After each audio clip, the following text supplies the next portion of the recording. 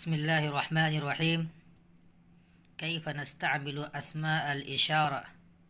How to use of the اسماء الإشارة. اسماء الإشارة کو کیسے استعمال کریں. پہلے ذرا سی عربی میں دیکھ لیجئے، میں نے اس کو عربی میں لکھا تاکہ سمجھ میں آ جائے. اسماء الإشارة إما يدخل أسماء الإشارة على المعرفة أو على النكرة. یعنی اسماء الاشارہ یا تو معرفہ پہ داخل ہوگا، یعنی یہ نون پہ داخل ہوتا ہے، یا تو معرفہ پہ یا نکرہ پہ. فَيَدْخُلُ عَلَى الْمَعْرَفَةِ فَيَكُونُ مُبْدَلًا مِنْهُ. اگر اسماء الاشارہ معرفہ اسم پر داخل ہو، معرفہ نون پہ داخل ہو، تو وہ مبدل منہ کہلائے گا. مثلا هَذَا الرَّجُلُ قَائِمٌ، یہاں پہ هَذَا یہ داخل ہوا. الرجل یہ جو ہے تو معرفہ ہے، معرفہ ناؤن ہے. معرفہ کا مطلب ہوتا ہے ڈیفینٹ ناؤن، یعنی وہ ناؤن جو ڈیفینٹ ہو، انڈیفینٹ نہ ہو. یہاں پہ الرجل ڈیفینٹ یعنی معرفہ ہے، اس لیے اس پہ جب داخل ہوا یہ تو اس کا مبدل منہ ہوا. یعنی هذا الرجل قائم، یہاں پر هذا مبدل منہ، الرجل بدل، دونوں مل کر کے پھر مبتدا، قائم یہ خبر ہے. یعنی هذا الرجل دونوں مل کر کے سبجیکٹ اور قائم یہ پریڈیکیٹ ہوا. تو آگے دیکھیے وَإِن يَدْخُلُ النَّكِرَةَ فَيَكُونُ مُبْتَدَأً.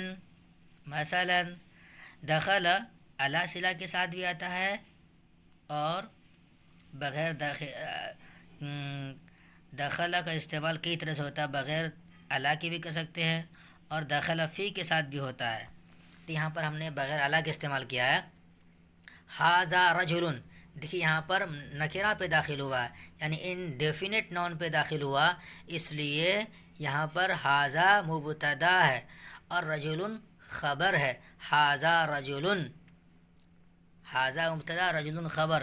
اب آئیے ہم جملے کی شروعات کرتے ہیں انگلش میں. هذا التلميذ، this student. هذا التلميذ this student.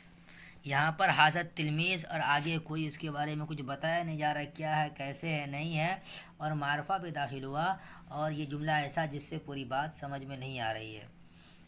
یہ جس کو عربی میں ناقص جملہ کہتے ہیں، جملہ ناقصہ کہتے ہیں، یعنی اس سے پوری بات سمجھ میں نہیں آ رہی ہے. اور یہ معرفہ ڈیفینٹ نون کی مثال ہے. تلک الساعہ، the watch، that watch. Tilak الساعہ that watch. Tilak means that، الساعہ watch. هذا المفتاح، this key، this key. اگر اس کو هذا مفتاح کہہ دیتے تو this is کی ہوتا، پھر یہ وہ نون ہو جاتا ہے، یہ وہ جملہ ہو جاتا ہے جس میں سبجیکٹ اور پریڈیکیٹ ہوتا. یہاں پر سبجیکٹ ہے اور سبجیکٹ کے ساتھ اس کا استعمال ہوا ہے اسماء الاشارہ کا. وہ بتا رہے ہیں هذا الطالب، ذلك الطالب، ذلك الطالب، that student. دیکھیے یہاں پر ذالک، ڈیٹ، الطالب، اسٹوڈنٹ. ایک چیز میں بتانے بھول گیا تھا، یہ کہ اسماء الاشارہ قریب کے لیے بھی ہوتا ہے، بعید کے لیے بھی، جو کہ ہماری پچھلے ویڈیو میں نے بتا دیا ہے. تو ھذا، ھذان، ھؤلاء، ھذہ، ھاتان، ھؤلاء یہ قریب کے لیے، اور ذالک، ذانک، اولئک، تلک، تانک، اولئک یہ بعید کے لیے. پھر اس میں مذکر اور مؤنث کا بھی فرق کیا جاتا ہے. تو دیکھ لیں یہاں پر ذالک الطالب، دیٹ اسٹوڈنٹ. چونکہ یہ عربک میں زیادہ خیال رکھا جاتا ہے میسکولین اور فیمینین کا، اور انگلش میں اس کا کوئی یہ نہیں ہے زیادہ، تو اس لیے یہاں پر دیکھیے ذالک طالب جو ہے، ذالک طالب یہ مذکر ہے اور وہ دور کے لیے، دیٹ اسٹوڈنٹ. تلک طاولہ، اب دیکھیے یہاں پر تلک کیوں آ گیا، کیونکہ طاولہ مؤنث ہے، فیمینین ہے. دیٹ ٹیبل، ھذا المکتب، دس آفس. یہ سب وہ جملے ہیں جو ناقص ہے، جس سے پوری بات سمجھ میں نہیں آ رہا، اور معرفہ پہ وہ داخل ہو رہا ہے. اسماء الاشارہ، ہر جگہ مبدل منہ اس کا بن رہا ہے، اور اس کے بعد جو نون آ رہا ہے ڈیفینٹ نون وہ اس کا بدل بن رہا ہے.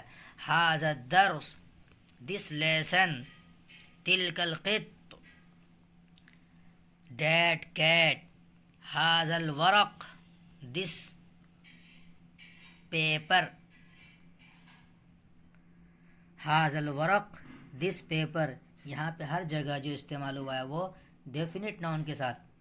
اور انڈیفینٹ ناؤن کے بارے میں کل کچھ بتاؤں گا، اس کے بعد پھر آگے چلیں گے، جس میں کہ سبجیکٹ بھی ہو اور پریڈیکیٹ کا بھی استعمال ہو اور ساتھ میں اسماء الاشارہ کا بھی استعمال ہوا ہو.